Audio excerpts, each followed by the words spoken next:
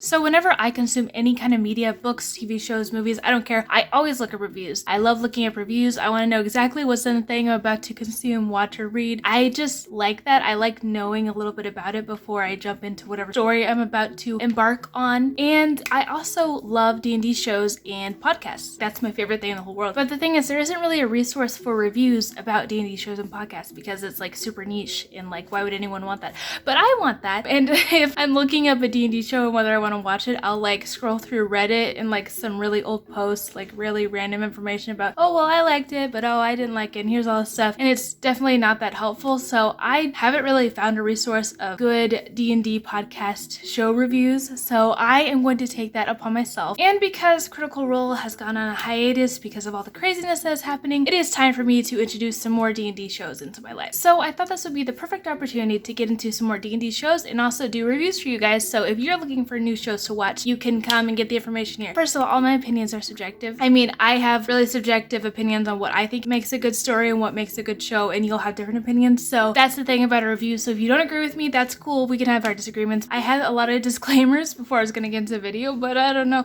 Now I don't know if they're necessary now. So for the first few episodes, I'm going to be reviewing the first episode of each podcast I listen to. So I listen to the first episode and then I give you a review of the first episode, because even though the first episode shouldn't be the best episode, it's kind of the most important episode to decide whether you're going to keep watching or not. So I feel like that's kind of the most helpful thing for me to review. And once I have more time to actually watch or listen to the whole show, I will go back and do a whole well-rounded in context review. So I guess we should talk about the first show I'm reviewing. The first show that I'm going to be reviewing the first episode of, that's really complicated, but it's okay, is Life of the Party.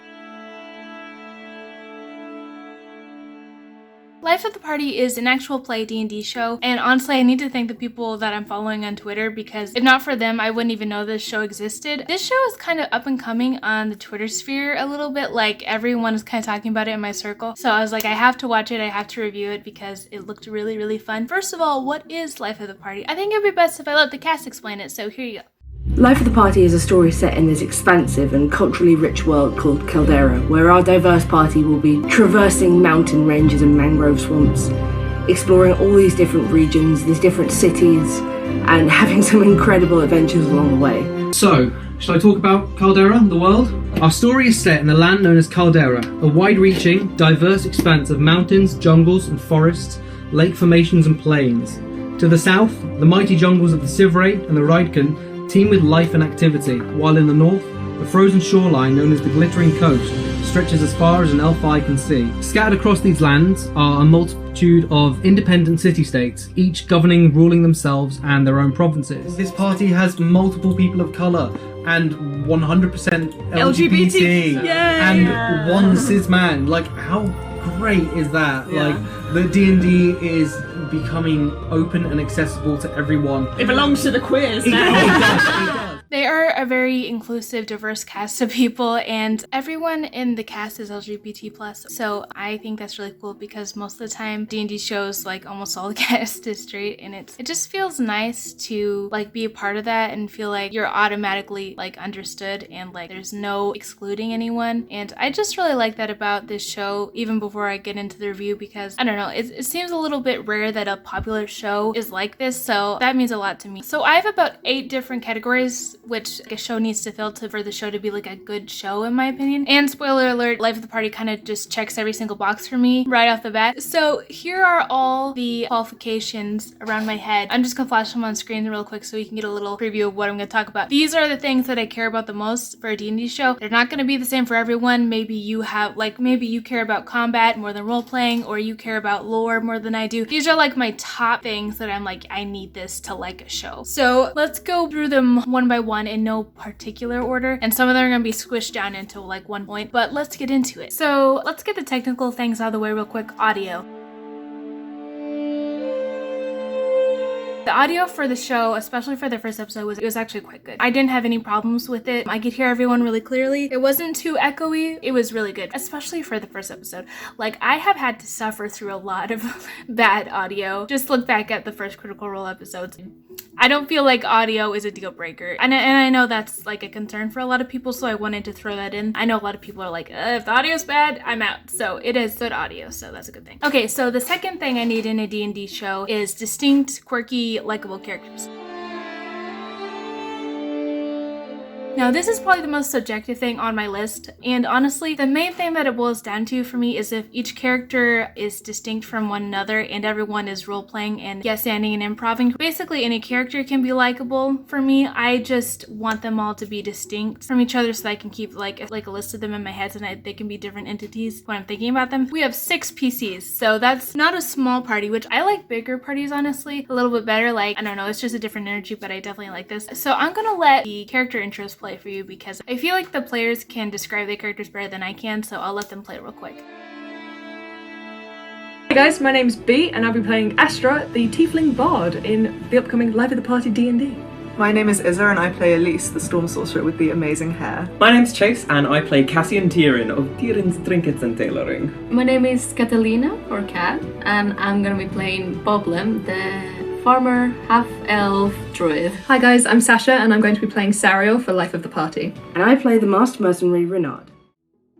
Introducing characters for the first time can be really nerve-wracking, especially if you're recording it for, you know, thousands of people to watch. But I feel like everyone did a really good job. They explained the characters very well. I felt like I immediately connected with them. I felt like each character had their own personality and desires and wants, and it was really fun to see like the wants and like the goals clashing and also kind of gelling at the same time with other party members. It's so fun to kind of watch that happen for the first time, and like I really enjoyed that part of it. Okay, let's talk about my favorite characters. So they have 2 druids in the party. Excuse me. Okay, first of all, that is powerful. Second of all, I love druids. They are my favorite class, hands down. And Sariel and Boblem are so pure and need to be protected at all costs. I love them so much. They are the comedic duo of this group. Like, the 2 parts that I laughed the hardest at were Boblem's scenes. I'm gonna have a hard time saying that name.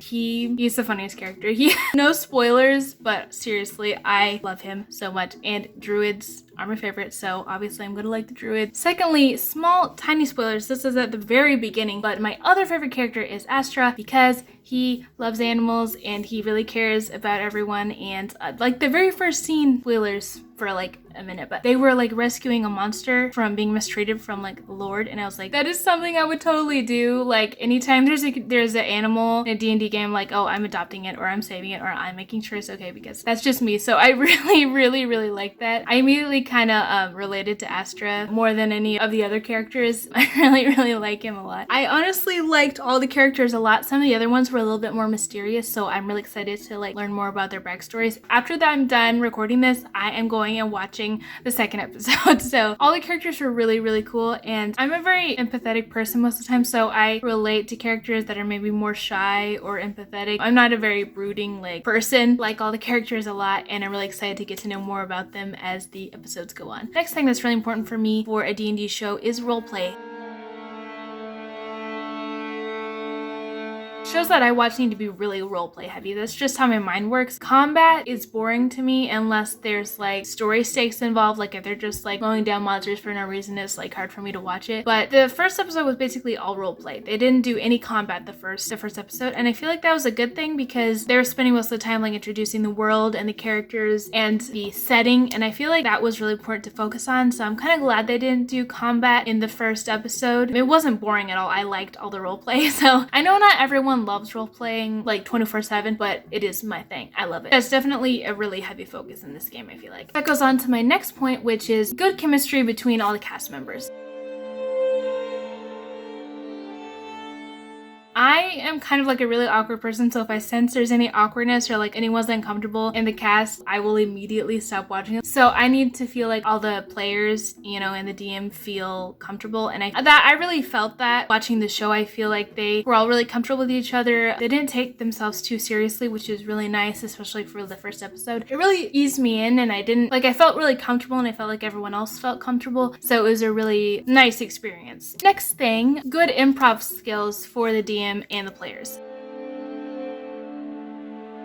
So I have done improv comedy before, and I had been playing D&D before that, but afterwards, role-playing and basically everything got way better, and I feel like if you're playing D&D online as a show, you really need to have really, really sharp improv skills like yes-anding people, giving each other gifts, listening, creating emotional connections, and being okay to spontaneously create stuff that you had no idea would even exist a few seconds ago. And I feel like everyone in Life of the Party did a really good job. I feel like they're pretty experienced at improv, you know, group story building and driving a plot along. I feel like everyone did especially a good job listening and going off of what other people said and adding to it. And that's basically the whole point of improv. I feel like everyone did a really good job with that. And I feel like that's why the most popular D&D shows are so popular, is because those people are really good at improv and listening and all that kind of thing. And I feel like Life of the Party is doing a really good job with that as well. As a side note, this isn't really one of the qualifications for me, but I just want to mention that the DM, I love the way that he describes stuff. Like, it was very, very cool, and I felt like I was actually there and I could see everything, I could picture everything, which is really important for me because I'm a visual person, so it helps me connect with the story to be able to do that. And the one thing in particular that I loved that he did is that in one scene, I believe Astra was healing Elise, I think that's her name, and as Astra was healing, the DM described the healing magic, and like, it was just a really, really cool way of describing healing magic, because I feel like most people just like, oh, it's healing magic, you get healed, hit points, but he took the time to kind of describe how that would feel like and how it would look, and it's kind of strange to think about, you know, that kind of spell, and it was cool to just kind of listen to him explain that, and it made me think about healing spells more than I have before in a long time, so I really like that part. Next thing I need is detailed character descriptions and art for the PCs.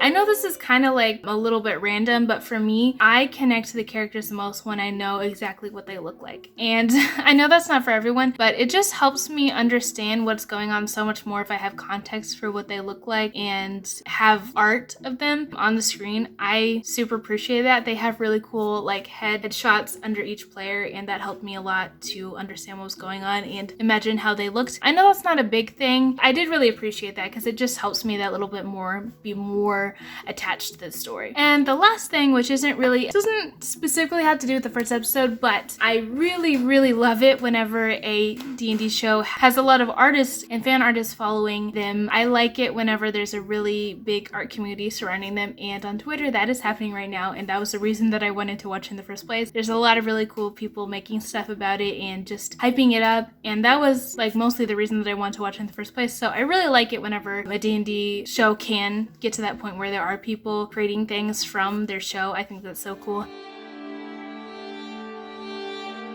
Because this is a review, I guess I had to figure out something that I didn't like about it.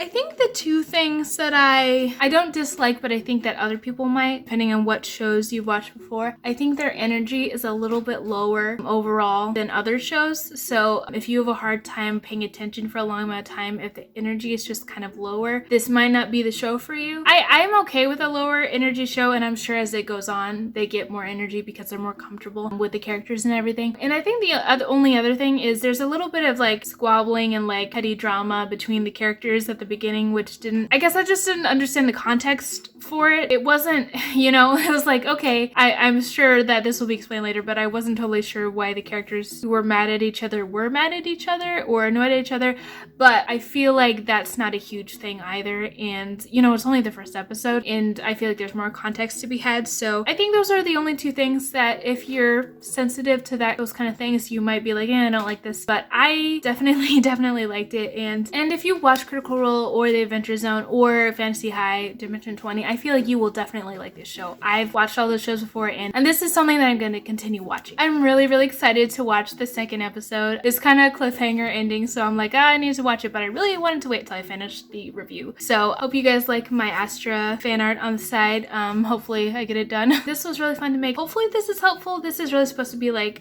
what D&D shows should you watch now? I don't really know what I'm going to call it. You guys should go check out Life of the Party. It's really cool. If you have any D&D shows that you want a review of, or if you have a D&D show of your own, put it in the comments below because I would like to review it. I think next review might be Fantasy High or Undeadwood. Thank you guys so much for watching. Oh, I'm going to be uploading a Taz animatic this week, so stick around for that. Hopefully I will get it out in time. So yeah, thank you guys so much for watching, and I'll see you later. Bye!